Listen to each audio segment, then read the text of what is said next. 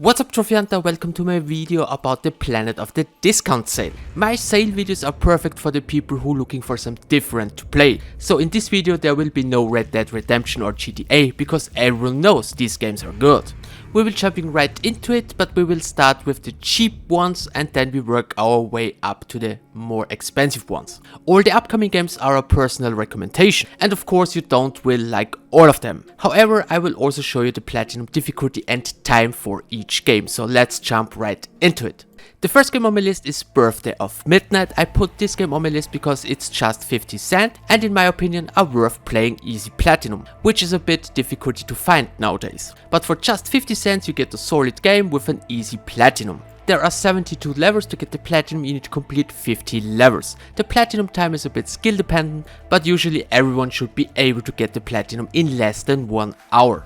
The next game on my list is My Big Sister, just 60 cents. This one is a nice little horror adventure game with no missable trophies because there's a chapter select. With guide it's possible to get the platinum within 1 hour, without the guide it can take up to 3 hours. This one is really a nice little indie game and definitely worth 60 cents. The next game on my list is Evil Inside. I had high hopes in this game but I got disappointed. The game is not really worth $13 because it's possible to complete the game within 30 minutes. But for just $3 I would say it's an okay game and probably worth a try. And as a bonus you can get the platinum pretty easy. With a guide you can get all the trophies within 25 minutes, but even without the guide it should not take longer than 1 hour. The next game on my list is Wailing Heights. I can only recommend the game to people who like point and click adventure games. I'm not the biggest point and click adventure fan, but I really had some fun with it. The game is not very often on sale, so now it's a good time to get it. It's just $2.40 if you're PS Plus member and $3.60 without PS Plus.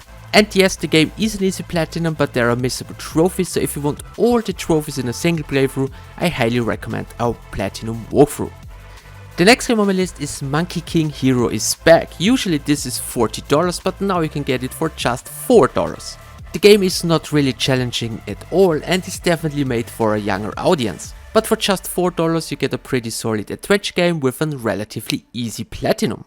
The next game is Alienation. This game was made by the same people who made Returnal. If you like twin stick shooter games, this is definitely a game for you. The game offers solo and drop-in drop-out 4-player cooperative online play, but no worries, there are no online trophies. Overall the platinum is relatively easy, just time consuming. To shorten the time to Diablo 4 you should check out Torchlight 2. The game is very old but still one of the best action RPG games. Earning the platinum for this game is pretty simple. Most of the trophies will come from completing the main story and side quests. The only tricky trophy is you need to complete the game with a hardcore character. This means if your character dies, the game is over. But fortunately you can play on casual difficulty and with backup saves. This trophy becomes very easy. Just make a backup save every hour and in case you die, just download your backup save. The next game on my list is Dolmen, which is a Souls-like game. Well, it's far away from perfect, but I personally really enjoyed this one because it's simple. The game is more straightforward than all the other Souls-like games, so it's hard to get lost. The game is similar to Hellpoint, but Hellpoint is better, to be honest. I can't really recommend the game to everyone because there are a lot of better Souls-like games. And it's never worth $40, but for $8 you can give the game a try. And a small tip, if you have trouble to get through the game, just focus on ranged weapons and the game becomes very easy. The game also offers a multiplayer mode, so it's possible to beat some bosses in multiplayer, but unfortunately no one is online. Did you see the PlayStation Showcase? Then you know Alan Wake 2 is on the way. So if you haven't played the first one, now it's a good time to get it. It's just $11. The game is cross-buy and supports cross-save, so you can auto-pop a few trophies. This remaster version also comes with 2 DLCs, but I didn't really like the DLCs to be honest. But the base game is absolutely amazing and I really enjoyed this one. There are a lot of collectibles and a few missables, but no worries because you still need 2 playthroughs to get the platinum because the game needs to be completed on Nightmare difficulty, which unlocks once you completed the game at least once. So if you enjoy horror games with a good story, check out Alan Wake.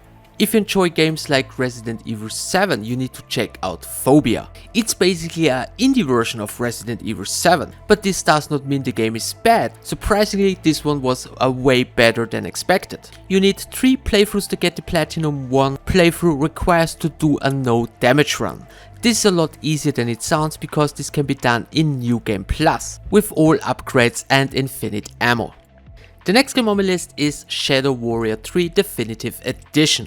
This one is an absolutely easy and fun platinum game. The game is cross-buy but do not support cross-save, but it's so much fun you probably will end up by completing both versions. The entire game can be played on easy, so play on easy, get all the collectibles, complete all the challenges and find all the upgrades, and in case you missed something you can always replay the levels.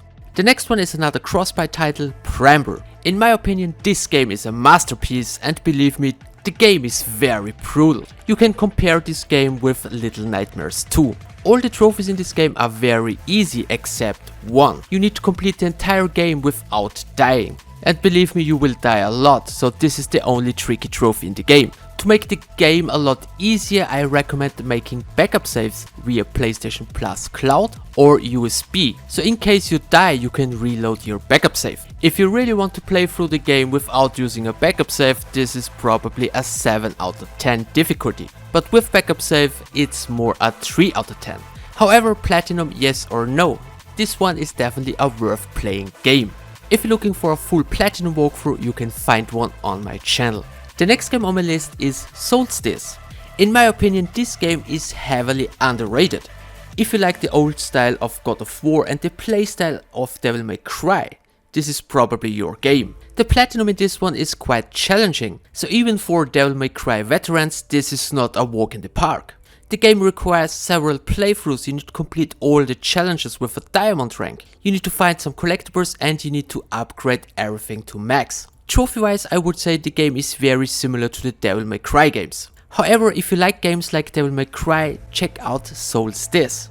And last but not least, if you want 6 easy platinums for round about $3, check out the Random Spin Games Collection Volume 1. The collection includes 6 games and each game can easily be completed within 15 minutes. Most of the games are shit, to be honest, except Alien Destroyer, but 6 easy platinums for about $3 is definitely worth buying. So guys, this was my video about the planets of the discount sale. I hope you found this video useful. If you have any recommendations, let me know it in the comment section below. I hope you found this video useful. Thanks for the attention. See you in my next one.